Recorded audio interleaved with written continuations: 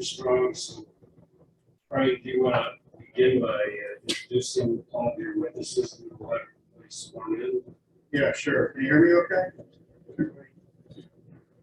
Janice here. Can everybody hear me? Ms. Anderson, can you hear me okay? Can you hear Janice? I guess you can. Yeah. Okay. Yeah, quickly, with Joe Abel, we have land planner, everybody knows Joe. Alice DePiero from Extra Space Storage. And, behind her is Brendan May from KLOA, Traffic Consultants. Sitting at the table in the back is Dan Adler, an engineer. In the gray sweater is Ed Leotat, architect, and then the applicant, the owner, in the striped shirt there, John Stoltz. You've got a lot of exhibits, so can we just read that into the record? Yes, please. Would you like me to do that? Go right ahead. Yeah, okay, so exhibit 1 is a survey, exhibit 2 is a site plan, exhibit 3 is a landscape plan, exhibit 4 is a traffic study, traffic report. Actually, there's also parking and circulation and some other items. Exhibit 5 is land use and zoning of nearby property. Exhibit 6 is north and west elevations of the building. Exhibit 7 is south and east elevations of the building. Exhibit 8 is first floor plan of the fortress building, the front building. Exhibit 9 is the second floor plan of that building. Exhibit 10 is the third floor plan of that building. Exhibit 11 is the floor plan of the northern building, which is a single floor building. Drive-through building. Exhibit 12 is a sample lease from Extra Space Storage. Exhibit 13 is a lighting plan. And exhibits 14, 15, and 16 are all photographs of the outside. Each of the members has been given a set of these various exhibits, but at the end of the year, could you work with our staff to get the exhibits marked properly and file copies of them? Yeah. Okay. You haven't sworn anyone in yet, so you all raise your hands and be sworn in, please. You do solemnly swear affirm the testimony you're about to give this cause and out hearing will be the truth, the whole truth, and nothing but the truth. So help you God. All right, go right ahead. Thank you. This property is at North Avenue at Ethel Street in unincorporated Carroll Stream. It's just east of County Farm Road. As you said, it's a little over 2 acres. So yeah, the property has been in the Stoltz family for over 50 years. You may be familiar with it as property where the Coach Light Motel is, which has been closed for a few years. The application, the plan is to put up a self-storage building, and the study has demonstrated that there's a very strong demand for this type of building, and there's especially a strong demand for climate-controlled self-storage, and about 95% of the space units here in this building are going to be climate-controlled self-storage. One of the most important parts, one of the driving forces of the whole site plan was to preserve 2 sycamore trees in the front. If you look at exhibit, I believe it's exhibit 15, it's one of the photographs. It really shows the big sycamore trees in the front. It's either 15 or 16. It's important to the applicant to keep that large green space in front of the building and in front of the parking lot, and also keep those large sycamore trees for sentimental reasons, but also it also serves another good purpose of providing a nice landscaping screen for the building. Is by and see the tree more than they see the building. So in addition to sentimental value, it provides a nice landscape screen. The plan calls for using a lot of permeable pavers, and I don't know if you can see marked on the site plan the south parking lot, the east driveway, all the way up to the back of the one-story building. That's all going to be permeable paver. And as a result of that, between the permeable pavers and also the credits for the existing building, we've gotten feedback from the stormwater department that we do not need detention on the site. They will allow us to use best practice management, post-construction best practices management. And we don't need detention, which is why you don't see a detention area on the site plan. Otherwise, obviously we'll comply with all the stormwater requirements. That's why you typically would see detention, but we don't see it here.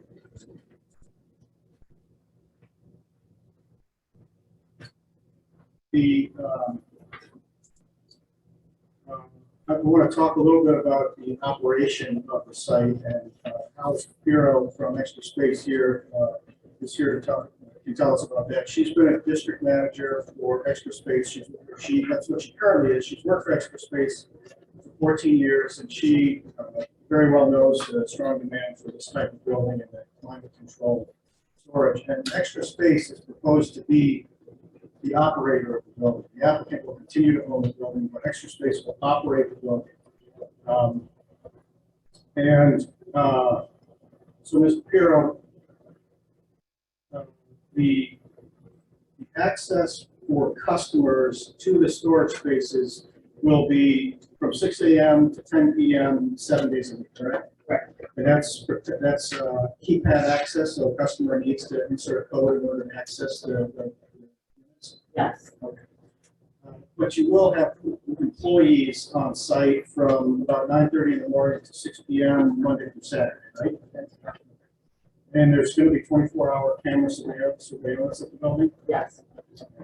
And for a building with this many units, approximately 600 units, maybe a little bit over 600 units, your experience and Extra Space's experience is that's going to generate typically, once it's fully occupied, about 20 to 30, maybe 40 visits per day by customers. Is that right? Total, yes. Okay. Also based on the number of units for this building, you've seen that the site plan has 9 parking spaces outside. Based on your experience with a building this size, does that have the number of parking spaces? Yes. Okay. 9 is more. Yes. All right. And in fact, because about 95% of the units are actually inside the building, nearly all the customers are going to be parking. They'll be loading and unloading when they're there, but they're going to be inside the buildings. They're not going to be outside, right? And when a customer is moving in or moving out for the first time, what's the average amount of time to load or unload when they're moving for the very first time? Is that less than an hour or so? It is about 45 minutes. Okay. And then if somebody is there for a visit to pick something up or drop something off, that's typically about 15 minutes or less, correct? And we've submitted, as I said, one of the exhibits, a sample lease. That's a national lease. It's not, not something that you have the ability to make changes to, but just so you can see the typical content of the lease, we have that as an exhibit.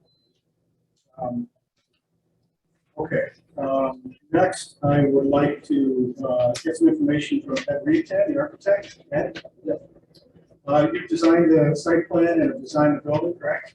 Yes. And the building is the Fortress building, which is the front building, that's 3 stories.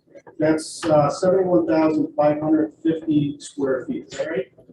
And that building contains, is proposed to contain about 590 to 600 storage units indoors, and all of them are climate controlled. And that's a 3-story building, right? The north building, the drive-through building, is, let me back up a little bit. The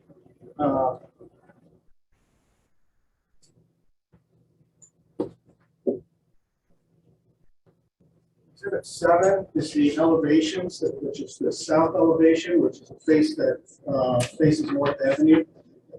In the center there, you have 2 loading bay doors in the design, correct? And that there are 4 loading bays inside of it. There's 2 on each side. So customers can pull in car, U-Haul truck, load or unload, put their stuff on an elevator if they're on the second or third floor, and then pull back out. So in addition to the parking spaces, you have those 4 loading areas indoors, right?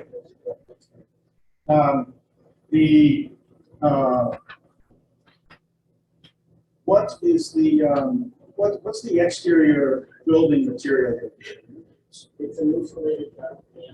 Insulated metal panel? Right. And the insulation varies. depending on the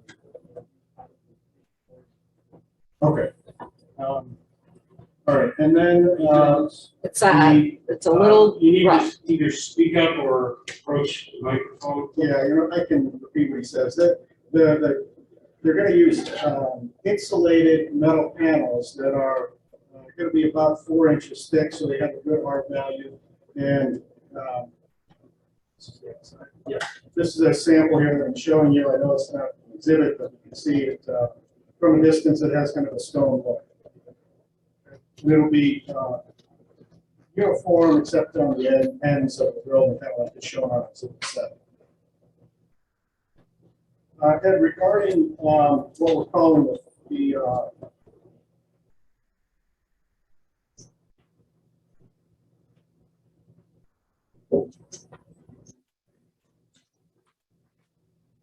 going back to exhibit 2, what we're calling the drive-through building, which is the 1-story building on the north there.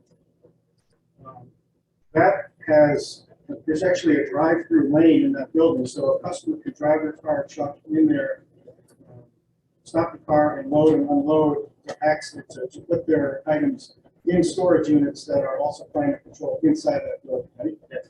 And so the entrance, there's a curb cut there for their entrance into that building off the backhoe. And then a customer will drive in, load, unload, drive out to the east side, and then turn around and exit the second curb cut on the north side, which is going to be designed for no right turn out to alleviate any issues that the highway commission has. So we're making that a left-only exit to satisfy the highway commission request. So he does not have any objection to the plan or the design regarding the access to the street. That drive-through building, as I'm calling it, is approximately 10,800 square feet and 1 story, right? And we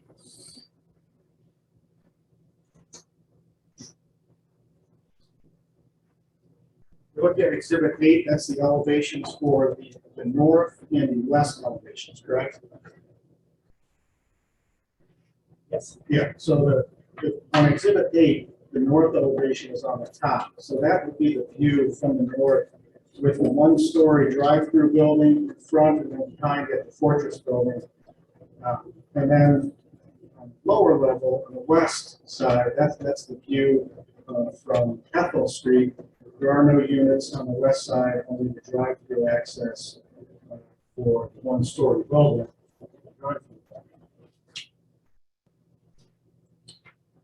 Regarding access to the site,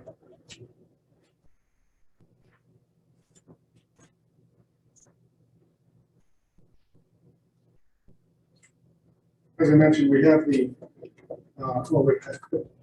take that down. Thanks. So as I mentioned, we have the entrance to the drive-through and exit to the drive-through up on the north end. And then there's another access, and that ingress and egress access there on the very south end of the building and in front of the building. That's an existing access to the property. There's a curb cut there already. Obviously, we're going to improve the quality of that, but that's going to be in and out. And then there will also be, access from North Avenue. That's also an existing access that we're going to widen. We're going to shift a little bit to the west, but that's going to be an existing access as well. So there's traffic consultant tell us it's excellent access for the property. The drive on the right that you see on the east side of the building, and the east side of the property, is also fire access. So emergency vehicles, both cars and emergency vehicles, can get all the way around to all sides of the building. And again, our traffic consultant talked about that a little bit more.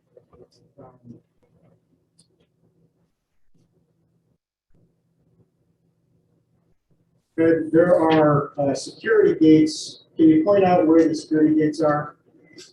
Okay, so there's one security gate at the north end of the building, and then the northernmost exit for the building, there'll be a security gate there.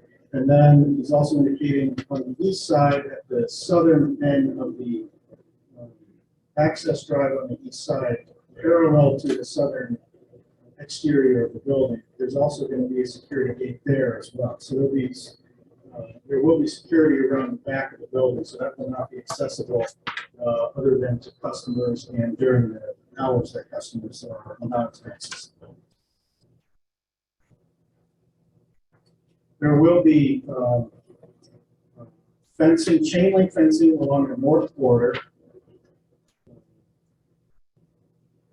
Yeah, right there. There's going to be a chain link fence there along the north border, on the north end of the parking lot. And then you'll see with the landscape plan, north of that is a lot of existing vegetation and also some improved vegetation.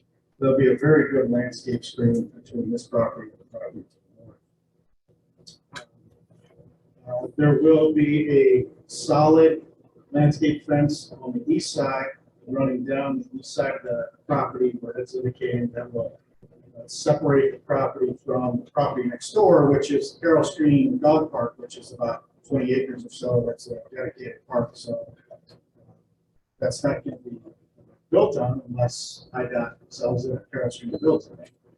It's open space. There's also, we'll see, there's also very good landscape screening there in addition to the landscape fence. There's going to be very good separation between this property and there will be a fire suppression system in the building as well. And there will be lighting. We have a lighting plan that I can talk about very briefly.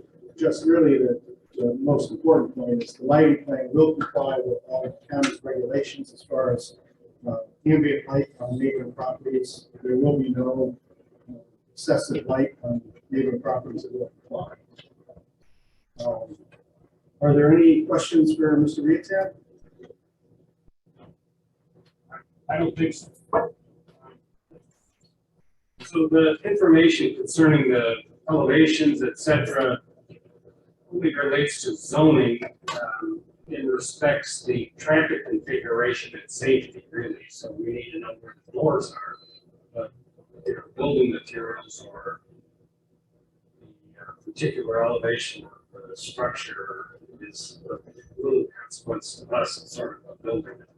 Yeah, it's just for your. We need to build a circulation. Yeah, I'm gonna, right, and then the next person we're gonna talk with is Brendan May, the traffic person. Okay. Who's gonna address that. Brendan, identify yourself for everybody. As I said, Brendan's an engineer that the traffic analysis for us. Slip your mask on, we'll recognize you. There you go.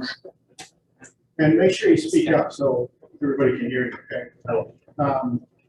Now, Brendan, you reviewed the trip generation manual that traffic engineers use to evaluate traffic levels at these types of facilities, right?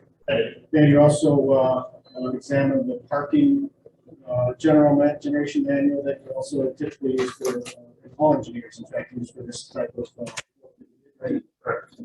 Then self-storage facilities like this are generally much less traffic intensive than a lot of other uses. Is that right? That's right. And in fact, in the B2 district, other uses that are permitted are uses like grocery stores or drug stores.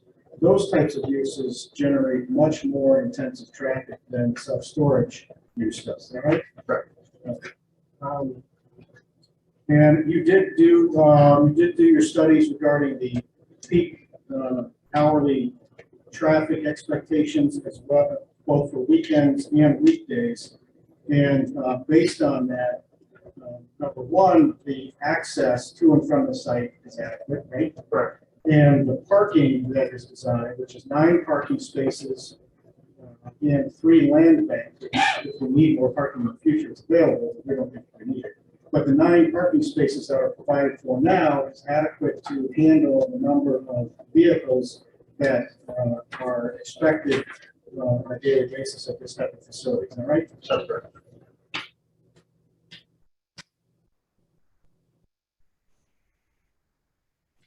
And you heard us talk about the loading bays in the front of the building before, right? Yep. And the way those are designed and the size of the parking lot in front of those, there's plenty of room to allow the cars and U-Haul trucks to pull in and back out of the spaces, correct? That's correct. And you did a what's called an auto turn study of the site, correct? That's correct. And auto turn is a way that you can evaluate different types of vehicles, whether they can maneuver around the site based on the access, the paved access or street access on the site, right? That's correct. And those are included as exhibits to the traffic report, the auto turn diagrams that you did. Based on your studies, the auto turn that you did, all the vehicles that need to be able to get around the site can in fact get around the site, correct? That's correct. So that includes a car and a U-Haul truck can make all the maneuvers that you need to make to go anywhere on the property, right? Correct. And also emergency vehicles, both the short fire truck and the long 35-foot fire truck. There's also enough room with these streets, not streets, but driveways. Those fire trucks also can make all the maneuvers they need to make to get entirely around the buildings, all right? That's correct. The fire district has raised a question about that. Actually, I want to rephrase it. They haven't raised a question. They've suggested that they need to be persuaded. So you be in touch with the fire district, show them this study, and maybe get a letter from the fire district. Sure. Great, thank you.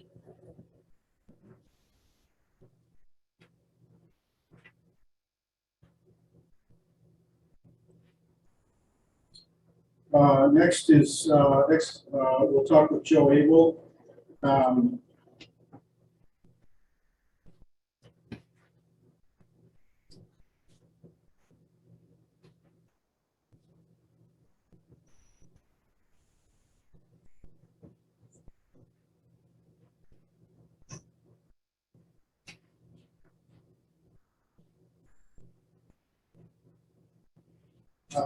Exhibit 5 is the land use and zoning exhibit in your packet that describes the zoning and use of adjacent and nearby properties. And try to go through it quickly. To the north is a residential property that is, when I say it, I don't know exactly the distance, but it's pretty good distance from the border, and it's also, we'll talk about in a minute, a lot of landscape screening, and it's going to be, there's at least 40 feet between the building, there's at least 70 feet between the edge of the building and the property line. And that house is probably at least another 50 feet from the property line. So there's a good distance between that house to the north and the property building itself. The other properties nearby, as I said, to the east, there's about a 20-acre park, Carroll Stream. To the west is additional B2 parking, and then as you get closer to the intersection of County Farm Road, there's a lot of B2, but you get more intensive uses. There's a gas station, there's a vape store, there's a car dealer, there's another storage place. So based on these uses and this zoning and uses, Joe, it's your opinion that this is a very good, this use that we're proposing, it's a very good transition between the open space to the east and the more intensive spaces to the west. Is that right? It's the least intensive use. It's the least intensive use that you can get on this property. It's the perfect transition from the open space to the east to more intensive highway commercial type uses to the west. And the use that we're proposing is in fact consistent with the county's comprehensive plan, is that right? All of the land on the comprehensive plan shows us as highway commercial type uses. And it's also in accordance with the Carroll Stream comprehensive. Carroll Stream comprehensive plan talks more about there should be automotive type uses or restaurants, which would definitely increase the amount of traffic. Anticipate those kinds of uses and also storage vehicles that are for sale. So those are the two types of uses that they were anticipating. This would be a much better use. All right, and I want to move quickly to the landscape plan, Joe, and that's exhibit 3. You have a photograph there.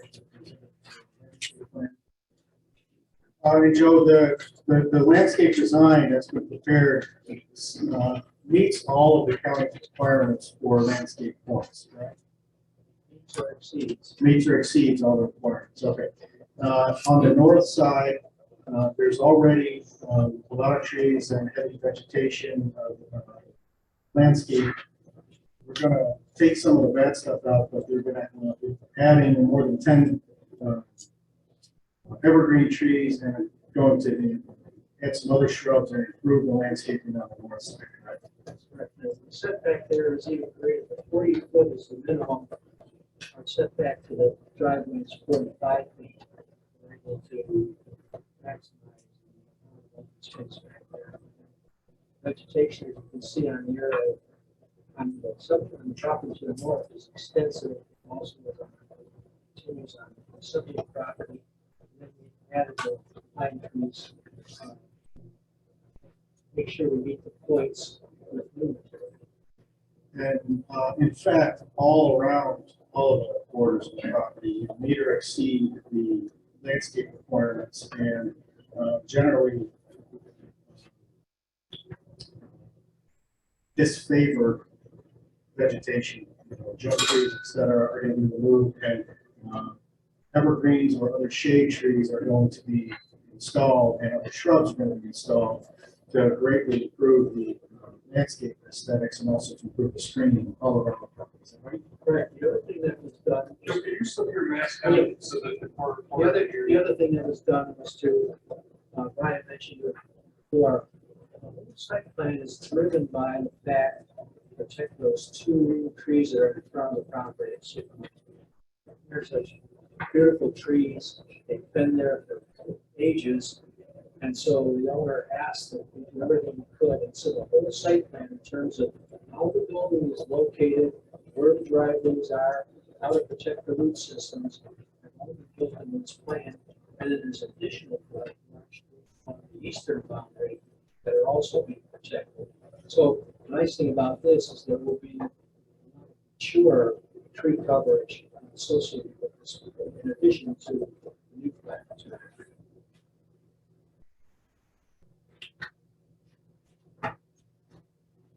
Want to say that again in the microphone? No, you got it right. We got it. Got it? Okay. All right, Mr. Abel, the design that we see here, it meets or exceeds all of the setback requirements for this property, this district. Right? That's correct.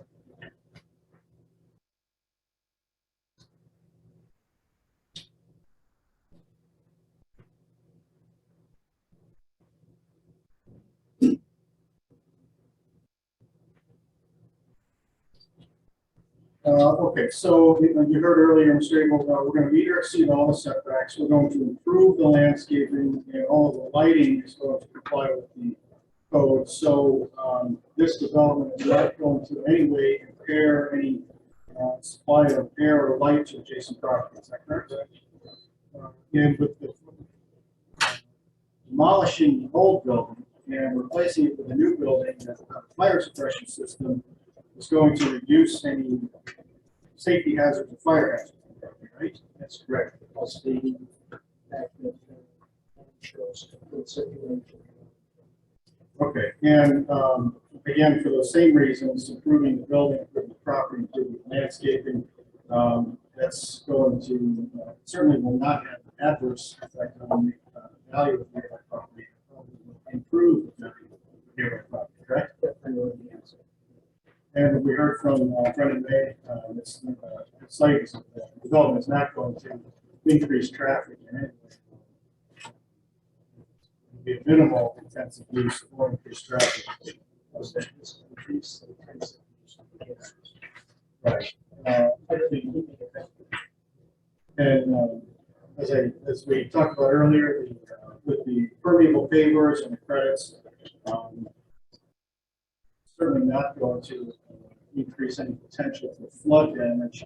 If anything, it will reduce, because water will be permeating into the ground as currently.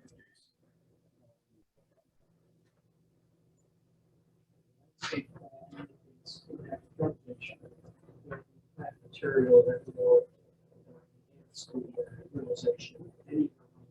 That's why there's no. Now, the variation that's requested for FAR is 0.79 from what is allowed is 0.35. The code, the county's code in an industrial district already allows a 0.8 FAR for self-storage buildings, correct? And so the county has acknowledged that this type of use, self-storage use, is a very low intensive use of property, right? Otherwise, they wouldn't have allowed a 0.8 FAR. 0.8, you wouldn't have enough land. If you had a 0.35.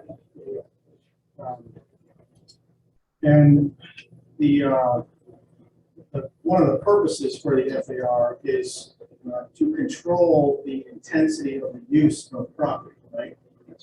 And that's why with something like a grocery store or a drugstore, the FAR has to be down around the 0.35 level like it is for B2, because those types of uses generate so much more traffic than self-storage use, right? Yes, not only that, but Carol Street also was interested in restaurants in this area. And as you know, they report 15 parking spaces per 1,000 square feet. In the restaurant, so you're probably. And so to apply that 0.35 standard to a use like this that the county already acknowledges as a very low intensive use, actually creates a practical difficulty hardship in being able to develop the site. Is that right? Now, and I think you said this earlier, this site is particularly suited for this type of development, this type of use, even including the variation for the FAR is 0.79, because of its location and because of its role as a transition between the park to the east and the more intensive use to the west. Is that right? That's what I said.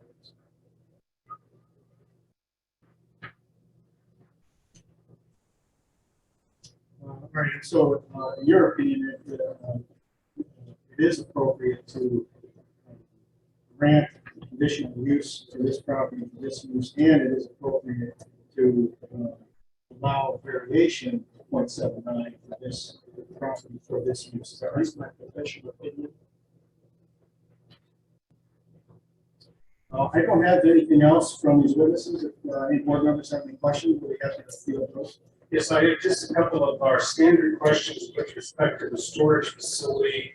I don't see that your lease prohibits the storage of hazardous materials. Maybe I missed it in the quick read, but It does prohibit hazardous materials. can you make that condition? I don't see it in your lease. I do see something that's very curious to me, that goods are damaged. Your client cannot bring a claim for emotional damages or sentimental use. I don't know that that's an Illinois claim. Interesting to me, nothing to do with zoning, so we'll try to move on. Do you have, I don't see garbage dumpsters indicated on the site plan. You're gonna have dumpsters someplace? What are you gonna do about garbage? When you put the garbage inside in the loading area, if you put them outside in a trash enclosure, put them outside in a trash enclosure, you find that, especially if it's in the front where it isn't secure, you get a lot of fly dumping. And so we have gone ahead and put the dumpsters inside the loading area for the use by Is it special garbage? Do you have a special garbage contract or is it Waste residential? management does extra spaces, but we're open to whatever is necessary. So I don't, I can't think of any more questions because you addressed the usual questions that we have, especially circulation, and safety and landscaping, et cetera, with respect to the storage facility. I have some reluctance with respect to the variation for an FAR. Here's my concerns. First of all, essentially, you're going to take down your building at a greenfield site. You're going to build a new building so that any difficulty you have with respect to variation and FAR is sort of self-made and at the core economic. But your arguments were creative about hardship, unique circumstance, practical difficulty. Yeah, whether or not those arguments sort of carry the day is a separate question. I also have a reluctance to grant a variation which runs with the land and a conditional use which would ultimately expire. One thing for consideration, when I'm supposed to tell petitioners, you know, I like it this way better than the other way. But it seems to me that if you requested an exception for the FAR under the conditional use, a couple of things happen. First of all, my understanding is you no longer need to prove hardship, unique circumstance, or practical difficulty, because exception rather than variation under conditional use doesn't require it. Secondly, it would not run with the land. I don't think a new publication would be necessary. We'll leave that to you folks because it would effectively be lesser relief. So I don't know if my analysis is correct. I leave that to the lawyers and the staff, but that's those are some thoughts. You can resolve that later. So. Can I answer one question you had earlier about hazardous materials? Paragraph 12, it does. Oh, it does. Storage of hazardous materials. It does say hazardous? I didn't see it. Okay, well, I trust you. It's in there if you say so. Yeah, paragraph 12. Okay. I don't have any other questions. Can we go down to anyone else on the board who might have a question? We can start at the end. Mr. Murphy.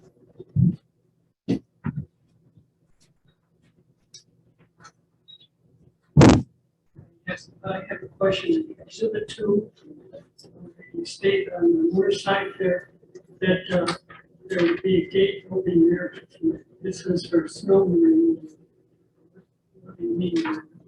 Well, there's going to be a chain link fence there and a little cross, and there's a driveway there, and there'll be a gate that's opens wide enough that plow can plow snow, so it goes behind the chain link fence.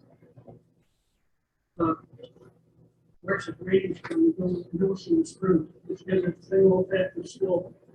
Well, the drainage on the property will go out to Ethel. From that area, will probably go out to Ethel where there are drainage pipes, and then it goes down to Ethel to a ditch in front of the property along along north area. And whatever happens to melt and go to the east will reach the permeable pavers and then permeate into the ground and will permeate the pavers from the east side.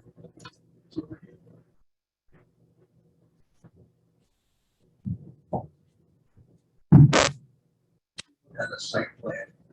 And I just want to verify that there will be no outdoor storage, like trailers or boats or anything like that, correct? That's correct.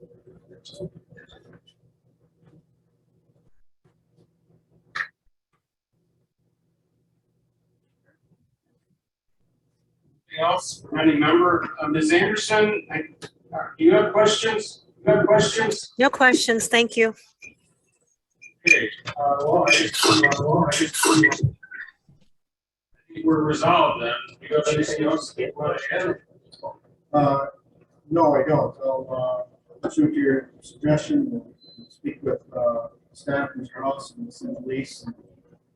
But otherwise, I don't have anything else to add. Great. Well, we'll close the hearing and set the matter for consideration in our recommendation meeting for December 2 at 5:30 in this room. Oh, I'm sorry. We have Are we going to get the answer to that? You took two of my questions, the variance as opposed to tie it to the conditional use.